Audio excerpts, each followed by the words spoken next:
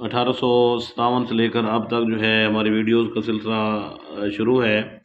آج کی ویڈیو ہماری ہے جس پہ کے بارے ہم ڈسکس کرنے جا رہے ہیں وہ ہے صرف دوسری عالمی جنگ کے بارے میں۔ دوسری عالمی جنگ 1939 سے لے کر 1945 تک رہی، اور اس جنگ کے بارے میں پڑھتے ہیں۔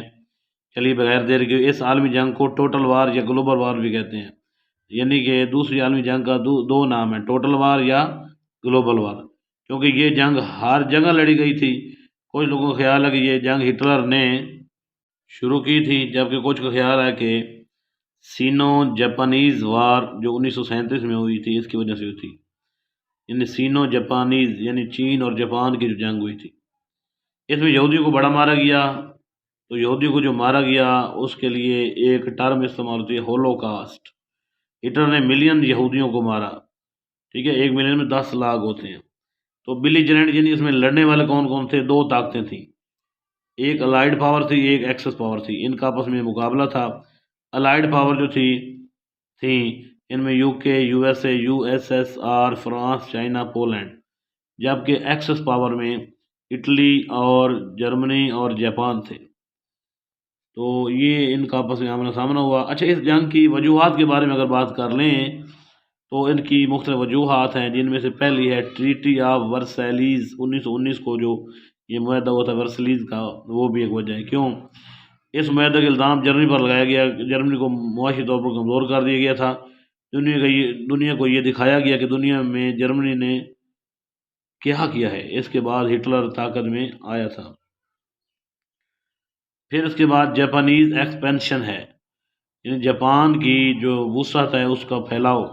جاپان چاہتا تھا کہ وہ اپنی سلطنت کو ترقی دے، اس وجہ سے جاپان والوں نے مانچونا میں 1931 میں اور چین میں 1937 میں حملہ کر دیا، جس کی وجہ سے دوسری عالمی جنگ ہوئی۔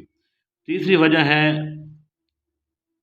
ایپرنٹ پالیسی، یہ ایک فارن پالیسی تھی جس کا مقصد جنگوں کو گفت و شنید کے ذریعے ختم کرنا تھا۔ ہٹلر کو بلا کر سمجھایا جائے اور اس کو دوسری عالمی جنگ سے روکا جائے، لیکن ہٹلر نہ مانا، اس نے اپنی فوج کو مضبوط کیا۔ چوتھی وجہ تھی failure of the league of the nations 1919 میں لیگ آف نیشن بنی تھی۔ یہ ایک ادارہ تھا اقوام متحدہ کی طرف کا، پہلی جنگ آزادی کے بعد، پہلی عالمی جنگ کے بعد یہ ادارہ بنایا گیا تھا، لیکن کسی ملک نے بھی اس کے احکامات کو کسی بھی ملک نے اس کے احکامات کو نہ مانا تھا، ہر اس کے حکم نامے کو ہوا میں اڑا دیتے تھے، جس کی وجہ سے لیگ آف نیشن فیلیور ہوئی، تو دوسری عالمی جنگ بھی لگ گئی۔ بیسیکلی لیگ آف نیشن پہلی عالمی جنگ کو روکنے کے لیے ایک ادارہ تھا۔ پانچواں ہے demands of imperialism. Germany, Italy اور جاپان امپیریلزم کا دنیا کے حصوں پر مستعمال کرنا چاہتے تھے، جس کی وجہ سے یہ جنگ ہوئی۔ پھر ڈکٹیٹرشپ، یعنی اگلی جو چھٹی وجہ ہے، یہ چھٹے نمبر پر یہ ہے rise of nationalism and dictatorship. تو ڈکٹیٹرشپ کا زیادہ جب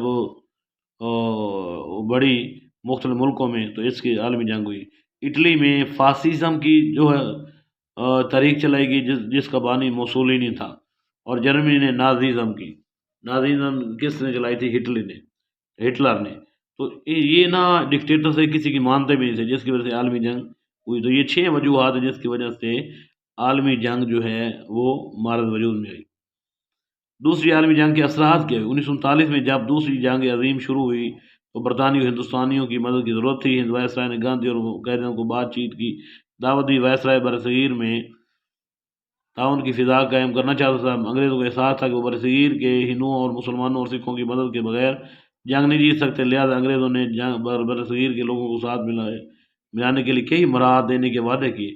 جنگ عظیم دوم نے جہاں مقامی اقوام کی خدمات کی وجہ سے انگریزوں کے دل میں نرم گوشہ پیدا کیا گیا، وہاں اپنی انتظامی گرفت کمزور